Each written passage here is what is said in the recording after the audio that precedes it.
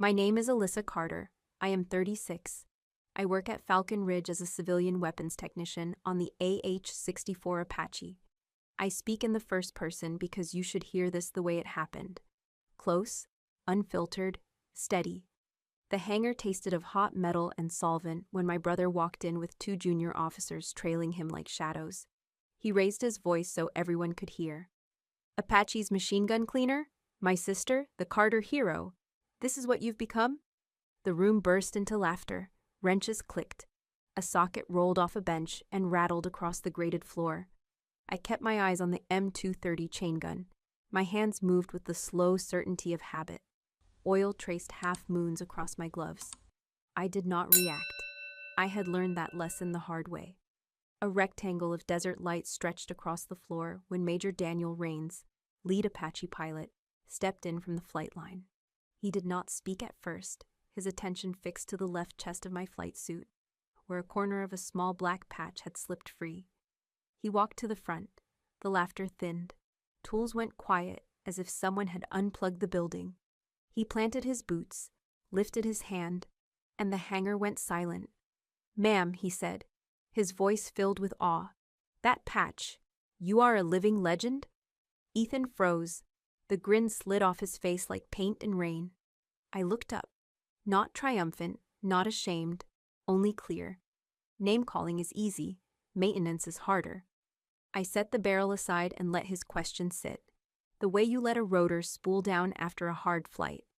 People stared as if the patch could speak for me. It could, it had, and it would again. Because patches are not decoration where I come from. They are shorthand for debts paid in full. A year earlier at my father's memorial service, my phone buzzed under the program booklet. A single text from my husband lit the screen. "Don't react. Your sister is recording you." I kept smiling. I looked slowly along the pews. I breathed in the smell of lilies and wood polish. Then I texted back one code word we had agreed on long ago. Raven. 10 seconds later, his entire SEAL team, disguised as guests in dark suits and modest dresses, stood up together. What happened next made her regret every staged whisper, every trap, every performance she tried to force on my grief. Grief taught me something that day. Do not perform, do not flinch. Act when it counts. I filed that truth beside others carved by sand and fire. That discipline held now. Rains's salute hung in the air like a raised gate, an invitation to step through. I did not yet. I wiped my hands, folded the cloth, checked the feed system one last time, and let the room decide who I was while I decided what came next. The desert wind pressed at the doors, the Apache outside clicked as its metal cooled, and the taste of solvent lingered like a memory I could choose to keep or rinse away. I stood. I breathed. I let the silence work. The first voice to break was not Ethan's. It was a young airman near the tool crib, whispering to no one in particular. Rains lowered his hand. I kept my seat on the rolling stool. I set the firing pin on a lint-free cloth. "Legends are just soldiers who survived the impossible," I said, my tone flat as a rangefinder. Soldiers survive by paying attention to the small things. The small things were all around us. A worn torque wrench, a missing cotter pin, a safety tag half tucked under an aluminum tray. Ethan cleared his throat as if he could swallow the last 2 minutes. He could not. The room understood the change, even if no one wanted to admit it. The patch had done its work. It flipped the polarity of the space. Ridicule turned to attention, noise to listening. I kept my movements economical, one part to solvent, another to air, reassembly in the order muscle memory prefers. The steel felt warm. The chain links clinked. Oil scented the air. My mind walked back to Hellman because Ethan's jab had aimed there. At the shot people said should not have happened. A dust wall ran at us like a living thing that day. Range 2.7 miles. A pickup with a mounted gun. Friendly calls were pinned in a dry riverbed. The transmission crackled. Fear and discipline lived in the same voice. I remember the wind, the grit, the calculation done twice, because the numbers felt like a dare. I squeezed, counted, waited, and the radio answered with one word that broke and steadied at once. Hit. No cheering, just breathing, then moving to the next task. That is how survival works. That is how reputations get made, whether you want them or not. In the hangar, Ethan studied me, eyes tight, jaw set, a man realizing the ground had shifted while he decorated the air with jokes. He tried to grin. It read as pain. The two lieutenants beside him straightened. The culture of the room turned and faced forward. Rains stepped closer. His voice dropped for my ears only. We should speak after this. Off the floor. We will, I said, and set the pin back into place with a click that sounded louder than it should. The young airman asked what everyone was thinking. Is the impossible shot real? Like real? Real enough to give me gray hair before I earned it, I said, and let a thin smile show for the fact that 40 people went home. Outside, 2 Apaches taxied. Rotor wash shook the doors. Heat shimmered over concrete. A supervisor shouted a checklist. Conversations restarted. Work reasserted itself after the hush. I lifted the barrel, accepted a fresh cloth from a kid who would not meet my eyes, and felt the room adapt to a new gravity it could not name. Silence is a tool. Respect a byproduct. Focus the habit you keep when people watch for you to slip. I did not plan to slip. I planned to finish the job, then meet Rains, then decide how far to open the door I had just unlocked. The next move mattered. I would choose it, with care today, deliberately. Ethan pushed through the door first, his shoulder clipped the frame, metal rang. His stride snapped short when he realized everyone had stepped aside without being told. I watched him go. I did not chase, I did not soothe. I let him keep his pace because that was the only control he could find. The remaining officers pretended to check inventories. A ratchet turned without pressure. A clipboard hovered over a blank page. Major Rains stayed where he was, then closed the distance by 2 quiet steps. We should talk, he said, not a command, an offer. After shift, I answered, away from ears, near the flight line. He nodded once, then softened his tone. Is the exposure what you wanted? It is what I allowed, I said. A signal, not a speech. The patch had not slipped by accident. The corner had been tucked and untucked with a purpose when I bent to free the feeder assembly. Thunderbolt taught me to hide truth in routine, to make the unusual look like habit, to let the world tell itself the story I needed told. Rains knew that school. He wore it in how he watched doorways, in how he kept one shoulder clear for motion. He did not ask more, not yet. He glanced toward the far wall where a faded photo of an Apache crew hung beside a safety poster. You still fly in your head, he said. Every hour, I answered. The ache had a name I did not speak. It belonged to people who taught me to measure wind with a wrist, to count by breath, to decide by principle when panic asked for speed. A gust hit the hangar doors. A sliver of sun cut across the floor and into the open receiver. I slid the cover plate home, seated the pins, and handed the logbook to the supervisor with a signature that said, finished for now. Rains waited while I cleaned the bench. He respected the ritual. You do not hurry a person who's putting tools back in order. In the corridor, the noise of the hangar fell behind us like surf. The hallway smelled of dust and coffee. A bulletin board listed duty rosters. A photograph showed last month's fun run. Life insisted on itself even when secrets moved through it like currents. Halfway down the hall, a young mechanic paused, then gave me a small nod he did not seem to understand giving. I nodded back. Simple. The acknowledgement soldiers trade when something unspoken has been seen. At the door to the flight line, Rains paused. You know Thunderbolt still watches, he said. So do I answered. He studied me, then looked toward the hangar where Ethan's echo lingered. Family complicates math, he said. Family always does, I said, and put on my cap. We stepped outside. The wash from a taxiing Apache tugged at our sleeves. The sky burned over the mountains. The day moved forward, so would we, and the conversation waiting on the far side of the tarmac would decide how loud the next hour needed to be.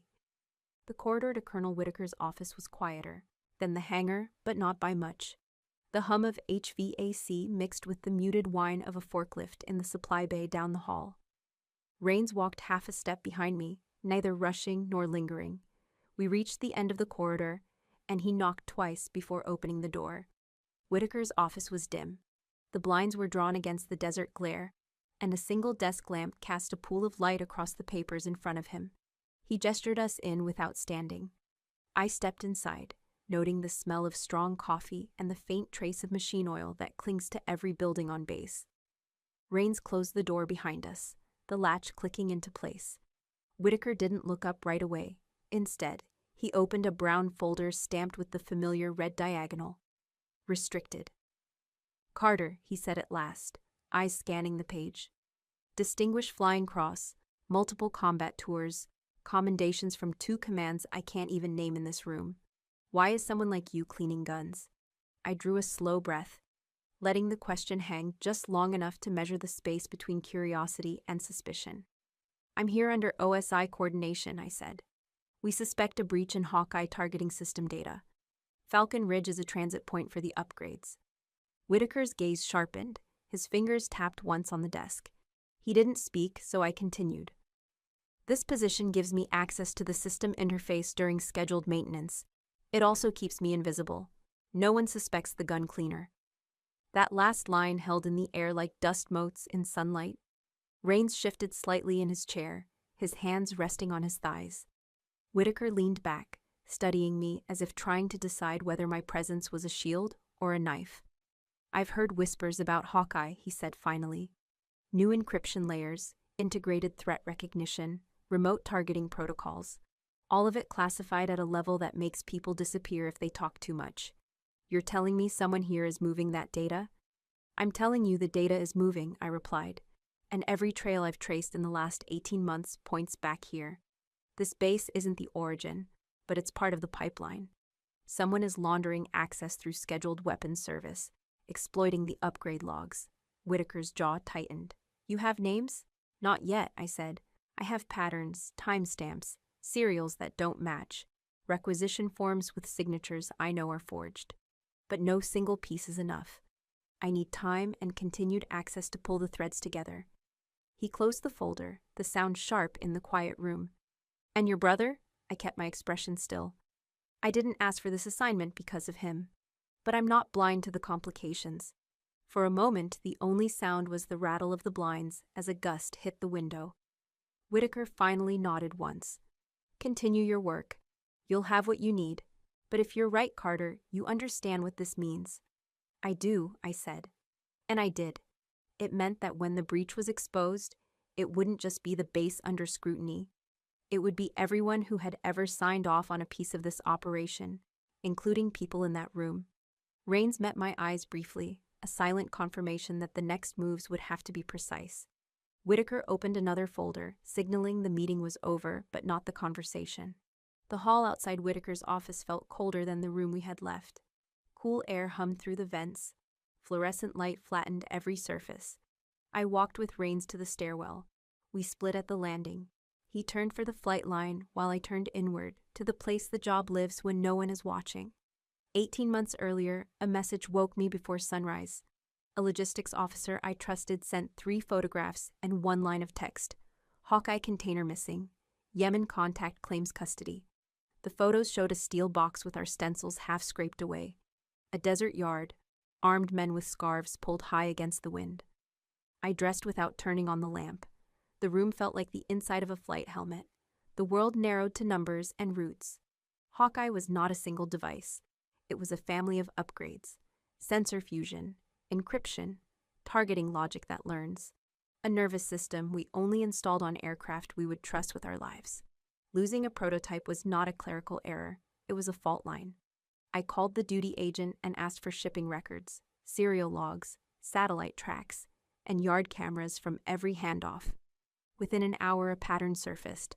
A quick transfer in Djibouti, a routing code that did not belong, a truck that left the port yard and never pinged another reader.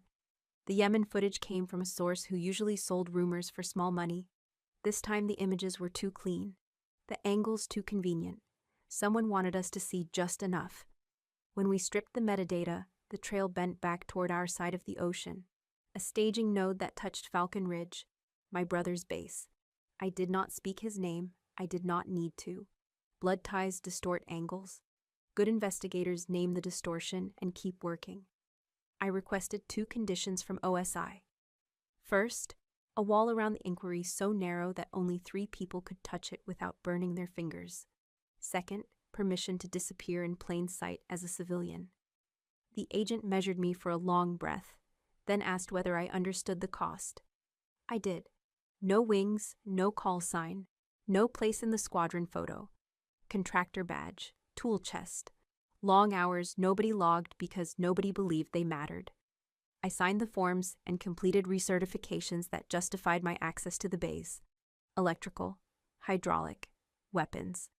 The quiet corners where people let their guard down because maintenance feels like background noise.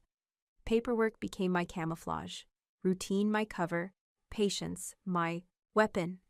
When the transfer cleared, I drove through the Falcon Ridge gate with a plastic bin of tools and a sentence I repeated until it felt like bone. Keep your profile small. Keep your eyes open. I knew I would cross paths with Ethan. I knew he would not welcome me. What I did not know yet was how the missing container had walked, who had signed the papers that let it grow legs, which of our safeguards had been turned into stepping stones. I began where any good mechanic begins, with the small things. Screws that did not match, timestamps that drifted, signatures that felt wrong, quiet questions at coffee, a map forming. Whitaker nodded and waved me back to work. The signal felt clean, a lane opening on a crowded highway. In the doorway, Rains shifted his shoulder to screen us from the corridor and kept his voice low. I'll cover for you if needed, but be careful. Leaks like this, they get people killed. I did not blink. Already have. The answer left my mouth before I shaped it. Words that had waited under my tongue since Helmand. The picture rose with its usual speed. A Thunderbolt teammate dropping to one knee, his hand pressing the patch on his chest as if he could hold the bleeding in place. Scarlet slicking black thread, heat thinning the air. We trained to move past images like that, to execute, to live. Training worked, memory persisted. The motif stays because it tells the truth. Badges are not costume, they are ledger entries, red ink balanced by breath. I steadied my pace back to the corridor, not fast, not slow, the walk of someone who belonged. The base sounded different after meetings like that. The same machines, a sharper edge. I signed out of visitor control, cut through a maintenance bay where a crew chief cursed a stuck panel, and returned to Apache 319. My bench waited like an old friend. Undramatic, ready. The logbook lay open where I had left it. I wrote 2 lines in the block letters I learned in flight school, then reset my tools by size and weight. Then checked the parts cradle for anything that did not belong. Rains joined me 5 minutes later. No hurry, no theater. We stood with our backs to the airframe, 2 people looking at a machine. Your access runs as long as I can keep the noise down, he said. If someone starts asking the wrong questions, I will get you clear. I nodded, gratitude measured small. I set a watch on the Hawkeye interface, I said. Whenever a configuration file changes outside the window, I get a silent ping. The pings cluster near shift change and Sunday nights. Somebody likes routine and darkness. He exhaled once. Lazy rhythms, or practiced ones. We will learn which, I said. I returned the side plate to its rack, wiped the bench, and slipped a coded note card into the drawer that only my badge could open. Once a week, OSI collected those cards from a dead drop in the calibration room. A metal box labeled with a serial that matched nothing. Real paper felt old-fashioned. Paper still beats panic when networks turn strange. Before chow, I took the long way past supply, counting footsteps, counting faces, stacking the day's small oddities where my mind could reach them. At the corner by the tool cage, I saw Ethan waiting, arms folded, eyes bright with a shine that was not joy. He watched me approach, said nothing, then smiled the way a blade smiles under fluorescent light. I stopped at a courteous distance, hands loose, voice calm. The next words would push us into open conflict. I could feel the floor tilt. I allowed the tilt. Ethan stepped from the shadow of the tool cage and blocked the corridor. He had chosen a blind corner. No cameras, no foot traffic. You think you're special because of that shot. You cost me my promotion. Now you're sniffing around my base? His voice carried an edge, bright, brittle. I kept my hands loose and my breathing slow. Your base? Or the Air Forces? He laughed without humor. Same thing. The sound bounced off Cinderblock and died fast. His eyes flicked past my shoulder. A quick check for witnesses, then back to my face. That glance told me more than words. A reflex of someone protecting heat. I did not step back. Distance is surrender when someone wants to push you into motion. I shifted half a boot to set my balance. Shoulder eased, chin level. Anger wanted the first punch. Discipline raised my guard. Memory kept my feet planted. I chose presence over pride, breath over noise, right here. You want to talk about the promotion, I said. We can talk as adults. You failed a security procedure. I told the truth when asked. The board made its decision. You chose your record over family. I chose integrity over shortcuts. I let it sit, then added a valve to keep it from sounding like a sermon. And I would choose it again, for you, for me, for anyone who straps into a bird and trusts the system to hold. He stepped closer, the smell of coffee and mint gum undercut by stress. Then hear this. Stay out of my lane. I am in my lane, I said. Maintenance, documentation, compliance. If your lane intersects, that is a design issue, not a personal one. His jaw worked. You think that patch makes you untouchable. That patch reminds me who paid for my breath, I said. It does not make me blind. For a beat we heard only a broom cart and the thunder of a departing Apache. He looked down the hall again, then leaned in, red near his eyes. You are not welcome here. I am not here for a welcome, I said. I am here to do my job. He smiled, thin, fast. You always were good at making it sound simple. Simple is not easy, I said. You know that. The air tightened. Childhood arguments rose, scraped knees, last slices, now in uniforms. If you have something to declare, do it on paper, I said. If you have something to hide, do not put me near it. He spread his hands as if to show he carried nothing, then let them fall. Watch yourself, Allie. I said, my voice quiet. The way you speak to a live wire. You should too. A pair of mechanics turned the corner. Conversation returned. The corridor sighed. He stepped aside without another word. I walked past. Steady pace, eyes forward. Every nerve recording. By the time I reached the bay, my hands were already back at work. But the map in my head had a new red mark where my brother had just stood. A warning, a promise, a place to watch until it moved or burned. Year of the audit, Ethan served as the officer in charge of weapons transport. Pallets, seals, custody forms, and drivers who aged 10 years in a month. A pallet went missing between the railhead and the airfield. Not a rifle or two. An entire crate that should have been photographed at each handoff. The investigation started quiet and turned loud. I was called in as a witness because I had signed the inbound inspection 3 days earlier. Under oath, I said what the checklist demanded. The cage door had been left on emergency bypass. The secondary lock bar was not thrown. The tamper tag showed a score line where someone had worked a blade under it. I did not speculate, I described. The board thanked me, then asked Ethan into the same chair. I waited in the hallway and listened to the clock punch each second into my ribs. He came out with color high in his face and a smile meant for killing. Later he said I had chosen career over blood. I told him truth is what keeps aircraft from falling out of the sky. He did not hear me. By the end of the quarter, he had lost the promotion. By the end of the year, he had learned how to turn every room into a jury. I was the defendant. He was both prosecutor and audience. We kept speaking, then only at holidays, then not at all. Memory does not travel alone. It brings smells and light with it. The day the auditors rechecked the cage, the floor smelled like brake cleaner. The afternoon sun cut through wire mesh and laid a grid over our boots. Ethan stood with his hands on his belt and watched a young sergeant reapply seals. The kid's hands shook. My brother laughed. I pulled him aside and said the laugh did not help. He said leadership did not whisper.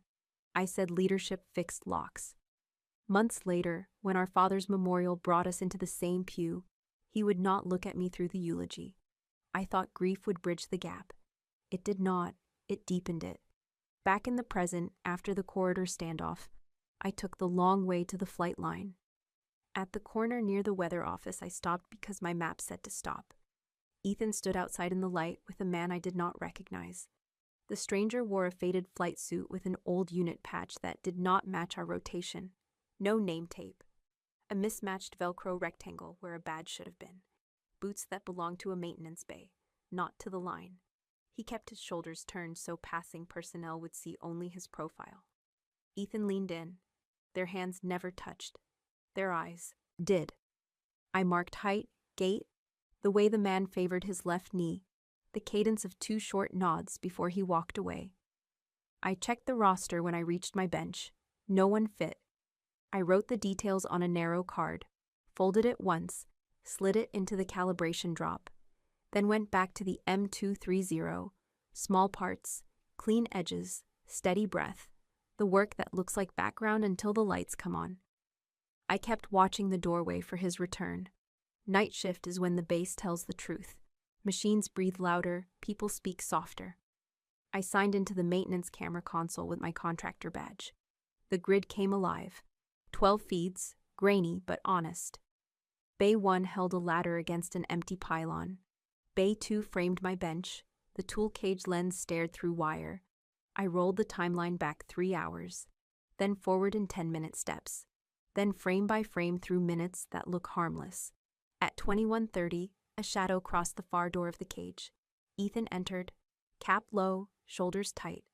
The man from the afternoon followed 1 breath later. Same faded flight suit, no name tape, gait favoring the left knee. They paused in the blind wedge where one camera yields to another, practiced. I switched angles. Camera 12 caught an elbow. Camera 9 showed half a profile. Camera 3 near the shop sink held the clean shot. Ethan lifted a small black drive. The stranger checked the corridor, then cupped his hand over Ethan's like a man taking communion. The pass lasted less than a breath. A move that would look like talk to anyone not watching. My stomach tightened, pain and confirmation at once. This was not only a mission, this was family. The drive rode on my brother's hand, the way a stone rides a sling. I rewound and played it again with the volume up. The tiny click of plastic on skin spoke louder than any confession. I printed stills to the secure calibrator, wrote the timestamps in block letters, slid them into an envelope for audit. I saved the clip to a clean drive, logged access under a routine quality check. Dull words to protect sharp truths. The room drew in. Memory rose with a fist. Helmand, a teammate dropping to one knee, his hand pressed to a patch darkening under blood.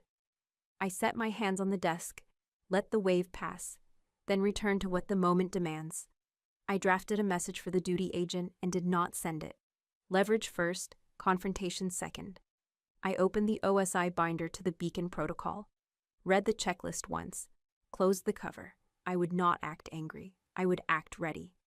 For a minute, I pictured walking to Ethan's quarters, knocking, asking when he forgot the oath we both signed. The picture burned out. Noise without leverage is a gift to the other side. I shut down the console, locked the drawer, checked the bay doors, counted clicks. The hallway waited empty except for a vending machine humming like a tired generator. The base at night sounds like a plane at idle, intent stored. I turned toward the exit and felt the map in my head redraw itself. The next line would be a trap, not a fight. I would set bait in daylight, let routine carry it, then follow the current to the source. Family complicates math. Integrity solves it. I walked into the cool hour before midnight and let the desert wind dry the oil from my gloves. The decision made, the work begun now. I did not send the clip to OSI, not yet. Leverage first, confrontation second. I walked to the far end of the hangar where the signal holds and dialed the one number I keep memorized under pressure. Carter, a voice said. Dry. Alert. Still thunderbolt in every syllable. Rook, I answered. The only call sign I still allow. I delivered the headline in 3 simple lines. Falcon Ridge, a missing Hawkeye link, my brother's handoff to an unlisted pilot. Rook did not waste breath. He asked for the end state. I said I wanted a net, not a single fish. A map of every hand that touched the pipeline. He exhaled once, approval disguised as air. then told me to design a decoy that would look boring to anyone who did not know where to stare. We built the plan over a secure channel and a double-keyed line, a passive tracker paired to a honey token file that mimics Hawkeye configs. Open the file, the beacon wakes, the metadata sings back with time and path. Rook owned the cryptographic side. I owned the delivery theater, the rhythms and paperwork that would make the bait feel routine. We drafted a narrow chain of custody that would survive a glance, a calibration ticket, a service note, an innocuous routing stamp. The decoy needed familiar fingerprints. I printed a work order in Ethan's section, not his name, his lane, plausible enough that a distracted clerk would wave it through without slowing his hand. The journey would not be secret. It would be boring. A manila pouch routed through calibration, then to the tool cage, then to a flight locker near the weather office. Boredom is camouflage. People relax when a package yawns. I scheduled each hop to coincide with shift change, the hour when attention loosens and small thefts learn to walk. At dawn, I briefed Rains in 5 lines he could deny. I will move a decoy through normal channels. I expect someone to touch it. I will call you when they do. He did not ask who. He asked what posture to hold. Eyes in time, I said. He nodded and walked out like any other morning. I assembled the drive at my bench. Gloves on. Checklist open. The file tree built to look convincingly messy. Half the folders were empty. The rest held notes with timestamps that matched our real service windows. The beacon slept under a text file with a dull name, schematic notes. When opened, it would ping a relay and light a corridor on Rook's screen. I sealed the pouch, stamped the routing code, set it in the outgoing bin, logged it as routine. I returned to the M230 and let work bleed the scene of drama. Steel, solvent, and torque pulled me back to the habit that keeps hands steady when nerves want. Headlines. Then I waited. Work without watching the clock. Hands on the gun, ears on the room. Midday, the pouch walked. A clerk signed it through. The camera caught the motion. Habit moved the package forward. My phone buzzed once. Rook's message read alive, then went dark by design. By shift change, the pouch reached the weather locker. The next touch would be greed. Ethan did not know I was watching. He did not know the weather locker he circled was bait. The pouch sat on the middle shelf between tie-down straps and desiccant packs. Quiet, ordinary, patient. I stood across the corridor with a clipboard and a neutral face. To anyone passing, I was logging serials. The beacon would sleep until the right hands woke it. Timing mattered. Angles mattered. Breath mattered. Impossible shot once meant wind, range, and a moving truck in a sandstorm. Now it meant one clean decision at the farthest emotional distance 2 siblings can endure. I had one chance to hit without shattering what remained of blood. Shift change turned the hallway into a river. Clerks drifted. Weather techs traded jokes. A crew chief hustled past. Ethan arrived late, composed the way a person becomes when he rehearses normal. He paused at the drinking fountain, checked his watch, and let the flow of bodies carry him toward the locker. I watched without staring. Staring spooks. Stillness invites. He leaned into small talk with a logistics sergeant, laughed once, then drifted 2 steps left as if the locker had moved to meet him. My pulse did not spike. Training kept it level. I let my breathing set the tempo today. The metronome in my head clicked 3 counts. Count, breathe, commit. His fingers touched the pouch. My phone thumped once in my pocket. Rook's relay flashed a single word. Alive. I did not move. Ethan did. He eased the pouch free, weighed it with a thumb, and slid it into a folder that matched his duty binder. He closed the locker, smiled at nothing, and walked away with the gait of a man pleased by routine that continues to obey him. I let 2 people pass before I followed. At the corner mirror, I read the hallway like a map. Distances, lines of sight, exits, friendly eyes who would not remember me. I adjusted the clipboard and kept a pace that looked like work. He turned toward the old avionics bay, a corridor with one camera out for repair and another pointed a degree too high. The beacon stitched each hop to Rook's screen. I did not need to see Ethan's hand to know the route. I only needed to stay in step without throwing a shadow that did not belong. Impossible shot beat steady in my chest. Patience over speed, clarity over noise. At the bay door, he checked a text and hesitated. Two men exited with coffee. He held the door with an easy smile, then slipped inside. I looped past the supply closet and entered through the far side. The room smelled like dust and old sealant. A rolling cart blocked most of the view. I caught a sliver of Ethan's sleeve and an unfamiliar patch on the arm of a second man. My phone pulsed again. The beacon hopped to a new relay. Outbound. I exhaled once. This was the shot formed by distance and time. I did not call OSI. I turned back to the hallway and let them leave without meeting my eyes. The map had updated. The current moved. The next moment to aim would come if I held steady. Night made the base honest. Floodlights painted hard edges. Shadows kept their shape. We staged the handoff at the disused cargo bay behind the weather office. The place newcomer forgets because nothing important is supposed to happen there. OSI teams arrived in unmarked vans before sunset. They split into pairs. Badges tucked. Radios on whisper. Rook stayed on the encrypted line. His screen mirrored the beacon's path. Each hop pulsed like heartbeat. I carried the decoy in a courier pouch. Same manila, same worn stamp, nothing to notice. At 19:30, I signed it into the bay log.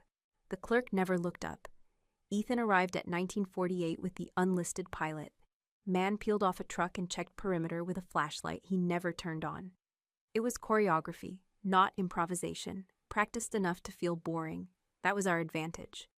I placed the pouch on the table, stepped back, and began a maintenance checklist that required facing away from the door. The pilot took the pouch, opened it, and connected the drive to a laptop. Rook's whisper came through my earpiece. Awake. The honey token file launched. The relay sang. Every route and node lit up for OSI like runway lights in fog. The pilot nodded once to Ethan, then reached for his phone. That was the cue. 2 OSI agents flowed in from side bay. 2 more from roll-up door. The sound in the room changed from private to official. Federal agents, hands where we can see them. No shouting, just certainty. The pilot froze. Ethan flinched. The third man raised his hands and earned a wrist lock that put him on the floor without drama. Zip ties clicked. Phones and drives went into evidence bags. The laptop screen blinked and died when Rook cut the session. Ethan looked at me. Not surprise, not rage. Something older. The look a person gives a mirror when the story collapses. He said my name once, not loud. I did not answer. A supervisor read him his rights. OSI separated the detainees. A van door slid shut. The metal sounded final. Outside, the air smelled like rain that would not arrive. Desert weather playing at mercy. Rook called to confirm the outer net had closed. 2 pickups at the highway spur. 1 courier at the fuel farm, all in custody. OSI would take it from there. Indictments, warrants, long paperwork nights. The job had run like a checklist. Clean, contained, decisive. I was not happy. I was tired. Tired in the bones. Tired in the way silence gets heavy after you hold it too long. I walked the perimeter once, touched the chain link, watched a distant Apache lift and nose east. Rains found me by the stairwell and offered water. Took it, grateful. Good work, he said. I shook my head. Necessary work, I said. He understood. Family had become evidence. Evidence had become chains. Justice would be a process now. I turned in my badge for the night, signed the log, and carried the empty pouch back to the bench where the M230 waited. Honest, uncomplicated. A machine that does exactly what you ask and nothing else. The interrogation room held the stillness of a hangar after shutdown. Fluorescent light hummed. A digital recorder blinked red on the metal table. 2 OSI agents sat across from Ethan. A third stood by the wall with a clipboard. His pen clicked once and then went quiet. Through the one-way glass, I watched the opening moves. Shipping schedules filled the screen. Columns of dates and tail numbers. Custody lines that should have been straight and were not. Rain stood an arm's length to my right. They started with the drive, the decoy that was no longer a decoy. Directories opened. Hash values verified. The honey token's beacon path drew itself like a flight plan across a map. Yemen Yard, Djibouti transfer, Falcon Ridge routing node. The arrow returned to our door with the stubborn certainty of a compass. Contracts followed. Shell companies layered like paint. Obsidian Vector in the center. Invoices for consulting without deliverables. Then the encrypted message logs. Timestamps matching shift changes. Short bursts that traced the same loop as the pouch. Ethan did not ask for counsel at first. He watched his own reflection more than the agent's. The glass gave him a ghost to argue with. When he finally lifted his eyes, he looked straight at me. There is no rule against facing a mirror the way you face a person. I kept my posture square. I did not turn away. I let him see the steadiness he used to rely on. Not anger, not pity. Only the line I hold when the mission is louder than the room. Family sat between us. The lead agent laid photographs on the table, the pass in the tool cage, the meeting near the weather office, the night exchange when the laptop woke and told on itself. He asked Ethan to explain the custody gaps, to name the man with the mismatched Velcro, to account for payments routed through a charity account that never bought a single blanket. Ethan spoke carefully. He said the old audit had punished him unfairly. He said he was rebuilding trust. He said he believed the contractor was legitimate. The agent slid bank records forward. Deposits and withdrawals formed a map anyone could read. Rains did not move, neither did I. Helmond rose in the glass. A teammate pressed his palm to his patch and left a red print there. The ledger, no one escapes. Integrity keeps aircraft flying. Integrity also keeps families from lying to themselves. I repeated it as cadence so judgment would not outrun duty. The case agent asked one more question. Whether Ethan understood the rights he had been read. Whether he would continue without counsel. He nodded once, then shook his head, then asked for an attorney.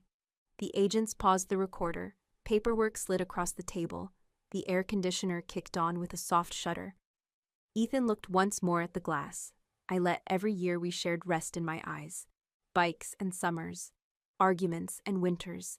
The day at our father's memorial when I stayed composed and chose the code word. This was not vengeance. It was gravity. Evidence has mass. It lands where it must. The recorder light went dark. The door opened. And I stood a little straighter, ready for the next weight to drop. The recorder light went dark. The door clicked. The hallway smelled like dust and copier toner. We stepped out to find an OSI captain waiting with a folder. He did not lower his voice. Whitaker stood to his left. Rains set his shoulders to neutral. Without Carter, we wouldn't have found the leak. The sentence carried farther than he intended. A young technician at the printer paused mid-stapler. A second later, his eyes met mine, then dropped. Rumor moves faster than trucks. By Chow, the story had shape. By evening, it had judgments attached. At one table, I heard, "She turned in her own brother." At the next, "She saved Cruz? Sit down." Trays scraped. Opinions clattered. No one looked at me directly. Everyone adjusted their volume 2 notches down when I passed.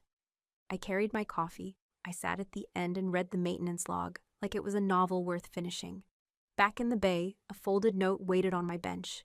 3 words in block letters, for the Cruz. I slid the note under the mat, then signed out a new torque wrench. Someone had penciled a single word on the whiteboard by the tool cage, rat.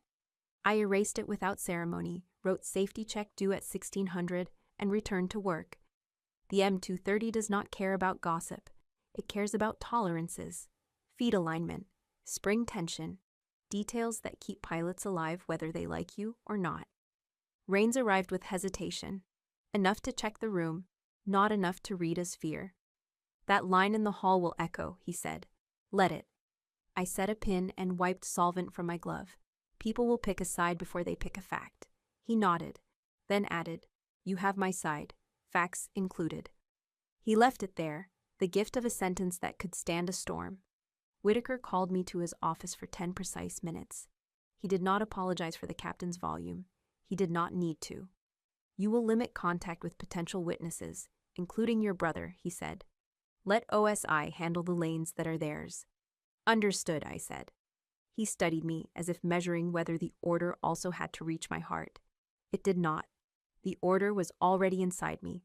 Discipline over relief, process over heat. The young technician found me near the parts wash that night. Nervous, earnest, words tripping over each other. I heard what the captain said. I told 2 people. Now it is everywhere. I held his gaze so he would not drown in. Apology. You heard 1 sentence, not the weight behind it, I said. When a system works, nobody claps. When it fails, nobody forgets who could have fixed it. Learn from that, then get back to work. His shoulders dropped. He exhaled. He nodded. By lights out, the base had chosen 3 versions of me: traitor, guardian, ghost. I chose 1 version of myself, the mechanic who tells the truth and signs the work, the sister who will not lie to keep a story pretty. The night settled. The rumor kept walking, and I laid out tools for morning, calm as a runway before dawn quietly. Military police escorted Ethan down the corridor, 2 on his flanks and 1 at his back, boots striking a slow drum against the tile. The OSI captain walked ahead with the evidence bag. The black drive lay inside like a small stone that could sink a ship. Rains stood clear of the path. Whitaker held the door and said nothing. I stepped from the shadow of the vending alcove and matched their pace for 3 strides. Stop, the captain said. Not unkind, precise. I held up a small envelope. Property, I said. He nodded once. I moved closer until I could see the pulse in my brother's throat. His wrists were cuffed. His jaw was set. His eyes were the color of a storm that does not want to happen. I slid the photograph out of the envelope with my thumb and kept it where he could see before I placed it in his hands. 2 kids, a rusted bicycle, summer dust, knees scabbed, faces open to the sky. You can start over, but not from here.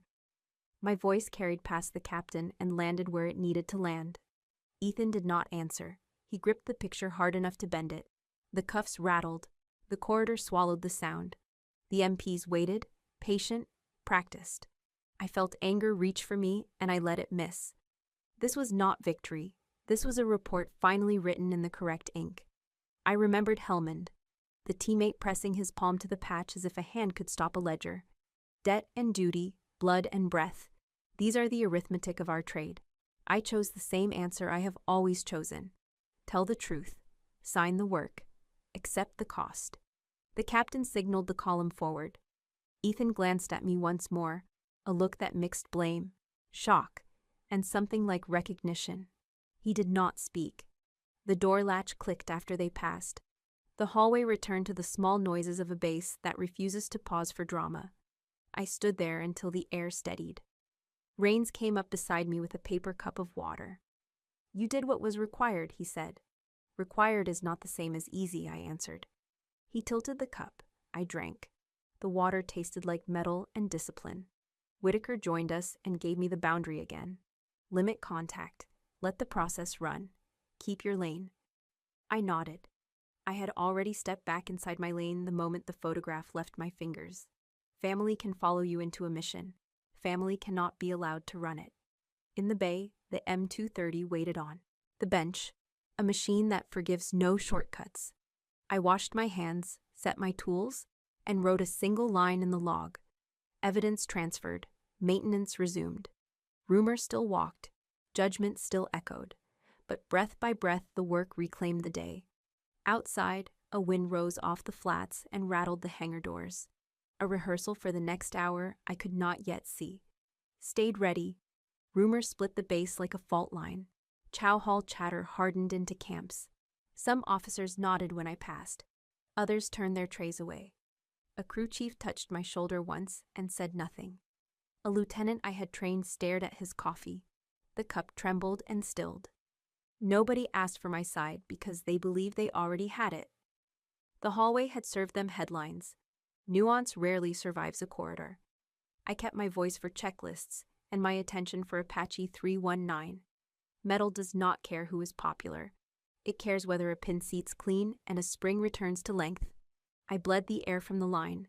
I logged the inspection. I signed my name in the same block letters I used in flight school. The habit felt like ballast. It kept the ship upright while weather tried to tilt it. 2 techs at the tool cage argued about me as if I were a component. One said guardian, one said traitor. Both fell quiet when I asked for the torque wrench they were leaning on. Their faces warmed. They stepped aside. I kept working. A grease smear on the feeder shoe looked like the river we learned to ford as kids. Survival lessons are never wasted. Pick a line, keep your feet. Do not let the current decide for you.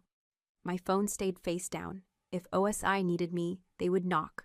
I would answer, then I would return to the bench. I ate outside under the shadow of the rotor disc and listened to two crew chiefs disagree about baseball. Their ordinary argument steadied the day. Inside, a trainee misread a seal spec. I corrected him gently. He whispered thanks. An hour later, he brought me a fresh solvent bottle like penance.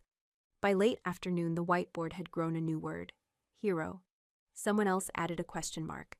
Another erased both and wrote safety check due at 1600. That was the only line that mattered. When Rains walked through, he gave me the neutral nod that means I see you and the work is what counts. I returned it and kept my shoulders level. Integrity is not a speech. It is repetition under pressure. Wrench, wipe, record, repeat. At shift change, I ran my palm along the gun, as if reading heat with my skin. Everything felt cool. The machine was ready. I shut the panel, stowed the tools, and let the hangar's noise wash past without sticking. A young airman from supply hovered, then asked whether it was true that I had turned in my own brother. I met his eyes so he would not drown in gossip. I turned in a breach, I said. Families survive truth better than crashes. He blinked, then nodded, then carried a box down the hall. Night crew filtered in, day crew filtered out. The door rattled in the evening wind, and I kept the line I had chosen at breakfast, the same line I would choose at midnight. Do the work, sign the work, let the noise exhaust itself. When rumor tires, steel still asks for proof. I give it quietly, always. Whitaker called me just before noon. The blinds were half open. Sunlight cut his desk into stripes. Rains stood by the bookcase with his hands behind his back, posture routine, eyes on stakes. Whitaker did not sit. Obsidian Vector has been dismantled, but you've made enemies, Carter. He let it settle. I let my breath do the same. Not the first time, I said. He opened a folder and slid a list across. Names I knew, names I did not.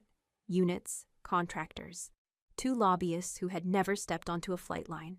He tapped one column. Some will blame you for ending their money. Some will romanticize your brother. Some will test you where cameras do not reach. I read the list, asked for guardrails, promised discipline. I will limit contact with witnesses, keep documentation immaculate, route any approach through OSI. Whitaker nodded, trust measured in paper and time. Rains added one line, careful and plain. You are not alone in this, Alyssa.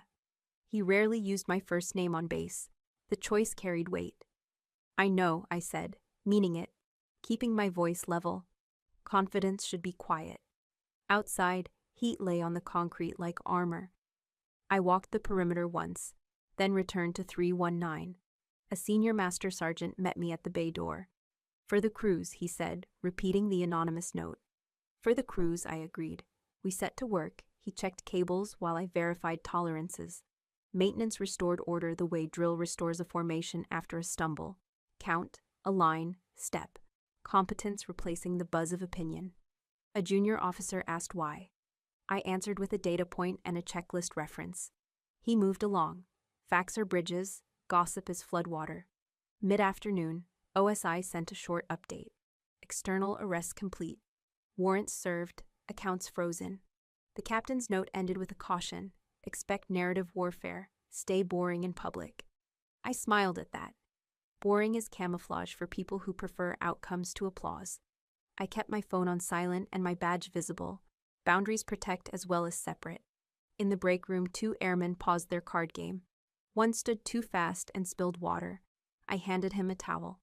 Kindness is also discipline. Near sunset, Whitaker crossed the hangar and stopped at my bench. Security detail is available. Use it if anything feels wrong. Understood, I said. I will escalate early, not late. He studied my face a second longer and left. Rains arrived with a sealed envelope. Inside lay an authorization expanding my access to Hawkeye logs by 1 level. If you are going to be blamed for integrity, he said, you may as well have tools that pay the bill. I signed the du-ihu receipt and tucked the paper away. The day ended the way I needed. A machine ready to fly. a record that would stand. Enemies I did not have to fear because the work could answer for me. As night colored the windows, the hangar settled into its patient rhythm. Radios murmured, metal cooled. Purpose stayed warm inside my ribs. I cleaned my bench, locked the drawer, wrote the final line in the log, then stood a moment longer and let steadiness return like tide. On purpose, again. The letter arrived folded into itself. No return address beyond the military postmark, paper thin enough to show the press of his writing. I opened it at my bench, because the habit of not hiding follows me everywhere. 2 lines in block letters stood alone at the top. I will think about what you said. No apology, no defense, just that. I read it twice, then a third time, the way you test a connection for play. Grief and relief tugged on the same rope. Neither one, the knot held. I sat with the machine a while, Apache 319 behind me like a patient animal waiting for a hand to rest on its shoulder. The hangar smelled of solvent and dust. The evening light turned the whiteboard into a faded mirror. I thought about the bicycle in the photo, the way the chain skipped that summer until we learned rhythm. Foot, push, foot, coast. The first lesson that balance arrives after motion. Ethan had written he would think. Thinking is motion when pride would rather freeze. I honored it by doing what has always unknotted me, work. I pulled the side plate, checked the feed pawls, logged 2 tiny adjustments, signed the line. Rains found me still at the bench. I passed him the note. He read it and gave it back without comment, a courtesy that said he understood a message can be enough and still not be a cure. Will you answer? He asked. Not yet, I said. When he thinks, I will write. He nodded and set a small box on the table, a packet of patches from Supply. I opened it and laughed under my breath. Wrong size, wrong unit. A human mistake among higher crimes. I fixed the order and sent a text to the clerk thanking him for the effort. Kindness kept me from turning hard where hardness would not help. At my locker, I took down the small tin that holds the old patch. Black border dulled by time. Threads pulled where sand once bit. I folded the letter into fourths and set it under the patch with the photograph. 2 kids, 1 bent wheel. A horizon wider than we could name. I closed the tin. Its click sounded like a seal seating. Not final. Secure for now. Out on the ramp, a crew ran blades. The whoop built into a steady drum. You can hear patience in that sound if you learn how to listen. I turned off my lamp, locked the drawer, wiped the bench until the cloth came up clean. On the way out, a young airman asked whether I believed people change. I said yes, and that change usually arrives as maintenance, not fireworks, tiny fixes, repeated, logged, signed, until a machine returns to safe. She smiled with her whole face and said she would write that down. I told her to live it instead. The hangar door sighed open, the desert gave me its dry kiss, and the sky held the first stars over the mountains. I carried the tin home, set it in a drawer beside my keys, and let the quiet tell me the truth. Healing is work, revenge is restraint, justice is process, and tonight my job was simple: rest and be ready to choose the right thing again. I slept with discipline and purpose intact. Late afternoon pressed warm light against the hangar windows. Dust drifted in the sun. I was finishing the inspection on Apache 319 when Major Rains stepped in from the ramp with a small package in his hand. He moved without ceremony, boots quiet, eyes steady. I set the logbook aside and removed my gloves. The solvent sting on my skin sharpened the moment. He paused at the bench and placed the package on the clean cloth I keep for finished parts. They want you to have it, again. His voice carried the flat weight of official decisions softened by respect. I peeled the tape with my thumbnail and folded the brown paper back. Inside lay a cloth square in a clear sleeve. Black field, silver border, the icon small and unmistakable, an updated version of the informal patch the community adopted after Helmand. A quiet mark for the shot that should not have existed and yet did. I did not lift it right away. Gifts of this kind are not trinkets. They are markers. Rains leaned his hip against the bench. He did not rush the silence. Outside, a tug idled, and the runway shimmered in heat. The ordinary sounds of the base kept the moment anchored. The extraordinary sat between us on cloth. What do they expect me to do with it? I asked. The question was real, not coy. Recognition can harden into theater if you are not careful. Whatever you decide, he said. Wear it, store it, burn it if that is the ritual you need. The point is that the people who understand think you paid again. I breathed once and let my shoulders ease. The second patch did not erase the first. It did not rewrite the last weeks. It did not change the arithmetic of family and duty. It simply placed a marker beside them, a small silver flag to say the work mattered and the risk was seen. Thank you, I said. He nodded as if I had accepted more than thread. He glanced at the Apache behind me, at the panels seated flush and the feeder aligned true. You staying on the bench for a while, he asked. For now, I said. This is where I do the least harm and the most good. He grinned at that. Quick, human. You do not give yourself enough credit. I give the machine the credit, I said. It tells the truth if we listen. He pushed away from the bench and left me with the light, the patch, and the steady tick of cooling metal. I cleaned the table as if preparing a field for a ceremony no one else needed to attend. Then I opened the sleeve. The fabric felt new and familiar at once, as if memory and present day had shaken hands and agreed to be civil. I set the patch on my palm and weighed what it meant, not in grams, in cost. The room breathed with me, afternoon sliding toward evening, a hinge hour where choices find their place. I reached for the tin that holds my old one, and felt gratitude open without drama, measured, true. In the small locker office, I keep a metal tin no bigger than a ration can. The lid sticks unless you ease it. I set it on the bench and laid a clean cloth, then placed the new patch beside the old patch and the Thunderbolt photo. Late sun slid through the high window and colored everything gold. Scratches on the tin looked like faint rivers. The old patch was black with a tired border, threads lifted where sand once bit. A corner stained the way years refused to forget. The new patch wore a thin silver outline, the same icon, sharper lines, a quiet reply from now to then. The photo held 8 of us, goggles raised, dust and smiles, names scrawled on the back. I stood and let the 3 items speak: memory, present duty, and the crew that taught me the cost of both. Rains had left me alone. Rituals prefer silence. I traced the edge of the old patch with my thumb. The fabric felt stubborn, worthy. I remembered sewing it on the first time, not triumph, covenant. I slid the new patch closer until silver kissed black. Not hiding, not replacing, companion. The photo stayed between them. Desert light captured in a square that still warmed my hands. I said the words out loud because saying matters. For the crews, for the truth.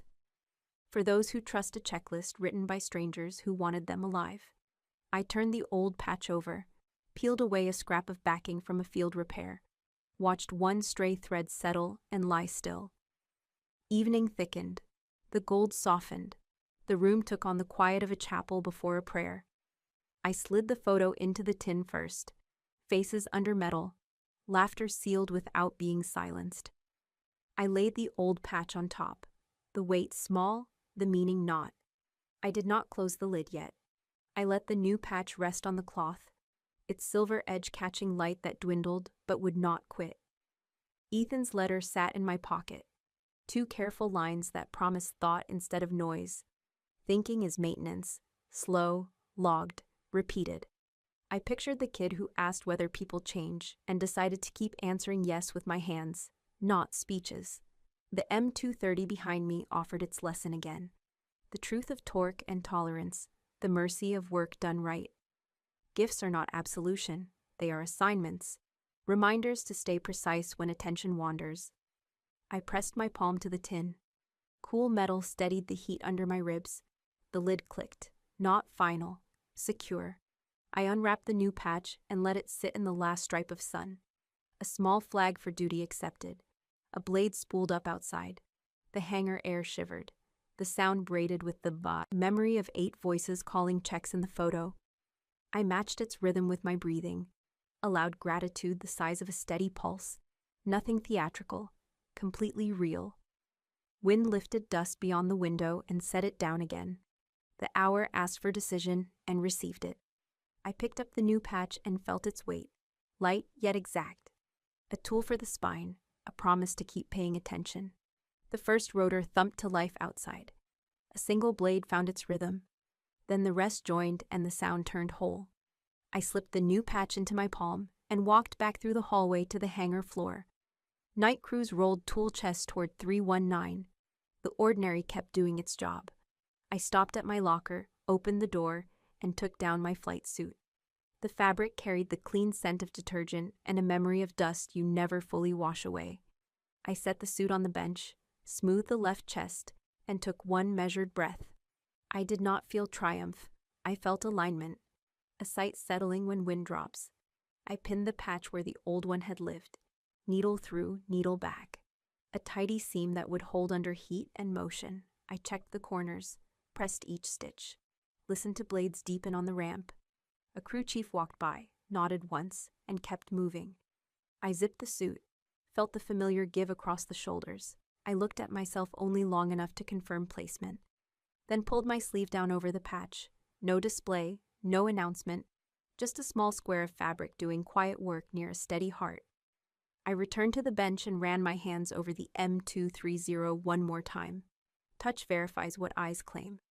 The chain sat true, the feeder aligned. The log matched what my hands felt. Rains appeared at the bay door and nodded toward the flight line. A question without pressure. "Not tonight," I said.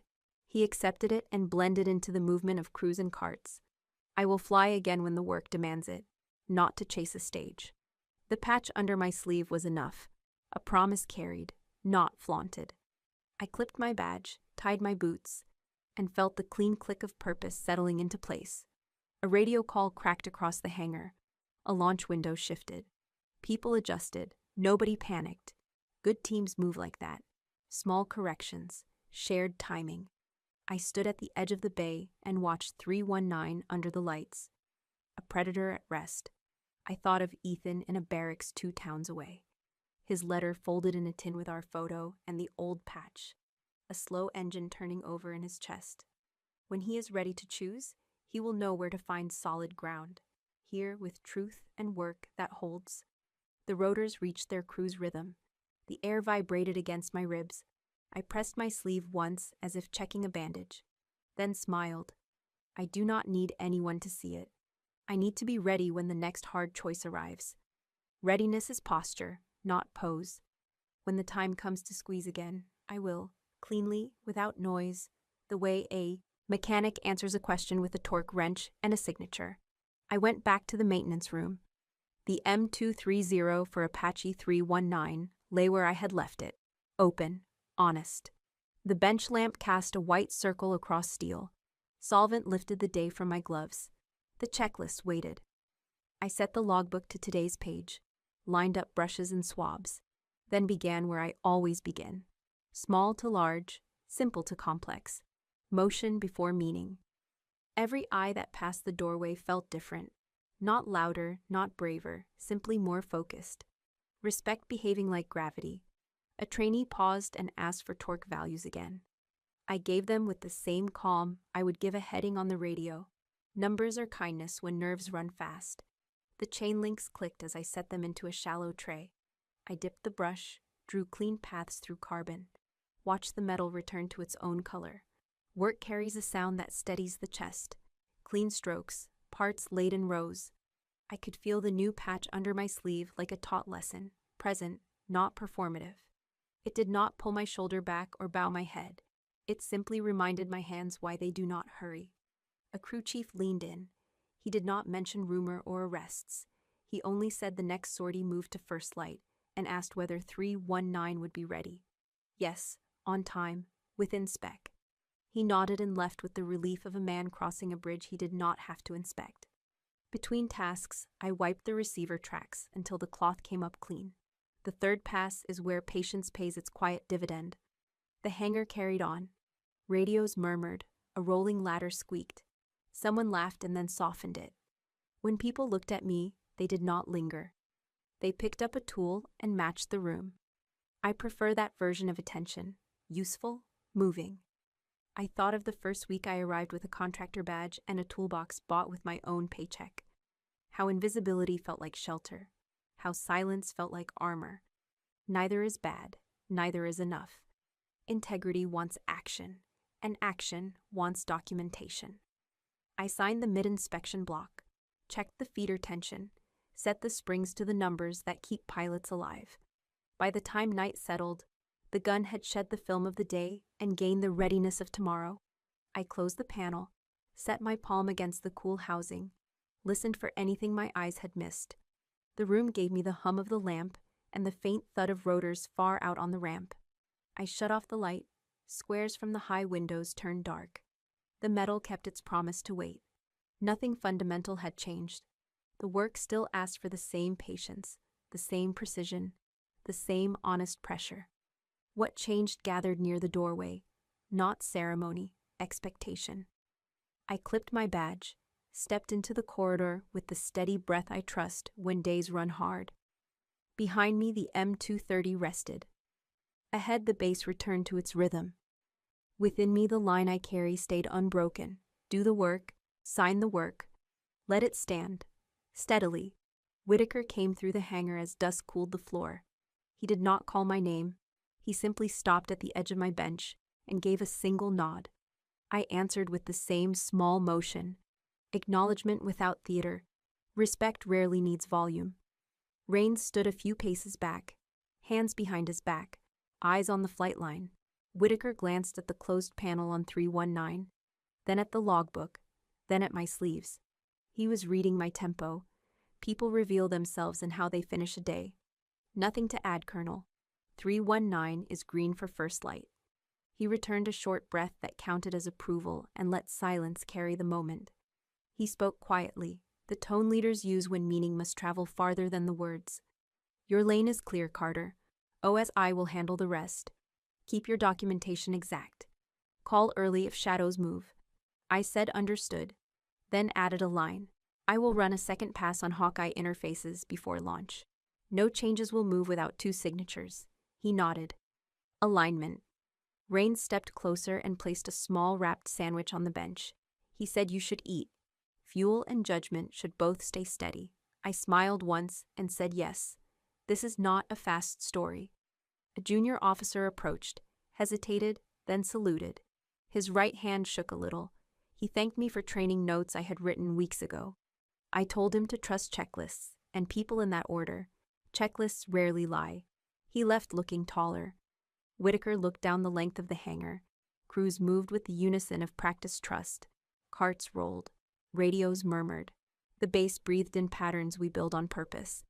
He gave the smallest nod again, then turned away, business elsewhere, confidence left behind. After he went, the supervision chatter rose, a low hum that says a room keeps faith with itself. I put on clean gloves and ran a fingertip along the seam where the panel sits. Flush, secure. I wrote a final note in the log. Secondary verification complete. Ready by 0500. Rains and I walked to the door to watch the sky trade orange for blue. The mountains cut a sharp line. A single star showed. He said tomorrow will be a normal day, and if not, we will make it look like one. I said that is our craft. He asked whether the weight had shifted. I told him weight does not leave. It redistributes. You learn to carry it without dropping the things that matter. He accepted that answer and did not try to ease it. On my way back to the bench, 2 techs cleared the aisle without being asked, then set their tools straight.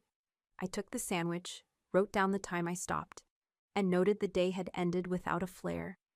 Outside, a breeze slipped under the hangar doors and carried the smell of dust and jet fuel. Familiar, clean, real. The kind of air that tells a crew the night will be steady, and the work will meet the morning ready. The nod Whitaker gave still warmed the air. Not praise, permission to remain exactly who I have been all along. I locked the tool drawer and stood with my hand on the bench, the M230 for 319 ready. The room quiet, the line inside me steady. I thought about Ethan, about the people we lost, about the new patch resting under my sleeve. I am not only the gun cleaner, I am the person who knows when to keep silence and when to speak, when to hold and when to act, when to sign a line and when to refuse one. That is the craft I am keeping. Justice moved from rumor to record by patience and process. not by spectacle. My brother sent a letter instead of a speech. He chose to think. A door cracked open, not absolution, not exile. I set that truth beside the Thunderbolt photo and let both rest without argument. Outside, rotors whispered across the ramp. Crews checked straps. A dog barked once. The desert returned to stillness. I shrugged into my jacket and felt the patch press lightly against my chest. Not a crown, a compass. The night kept faith with the day. The work continues. Before we say goodbye, we would love to know where you are watching from. Is it a quiet morning with a warm cup of coffee, or a late night where stories like this keep you company? Tell us in the comments. We read every note with gratitude. If this story touched your heart, please consider subscribing to the channel, not only to hear more stories like this, but to be part of a community that believes in kindness, healing, and second chances. Thank you for spending time with us today. Wherever you are, carry this story with you. Remember this simple truth. Sometimes the miracle does not knock on the door. It waits quietly until you choose to open your heart. Take care. We will see you in the next story. I clicked the light off and stepped into the corridor. The floor cool under my boots, the air clean in my lungs. I am not trying to be larger than the room. I am trying to be exact within it. When the next hard choice arrives, I will be ready. I will measure twice, decide once, and let action speak. Tomorrow the patch will still ride under my sleeve. The log will still ask for a signature. The machine will still tell the truth if I listen. That is enough. That is the work. That is how lives are kept and future harm prevented. I walked into the night with the steady pace of a person who knows the difference between noise and signal, between pride and purpose, between revenge and repair. I will keep listening to the signals that matter. I will keep teaching the young to trust their hands and checklists. Call me the gun cleaner if you like. The name fits and does not. I know who I am. I am Alyssa Carter. I will choose discipline over drama, mercy over theater. And when it is time to squeeze, I will do it cleanly. For the crews, for the truth, for the ones who never got to send a letter home.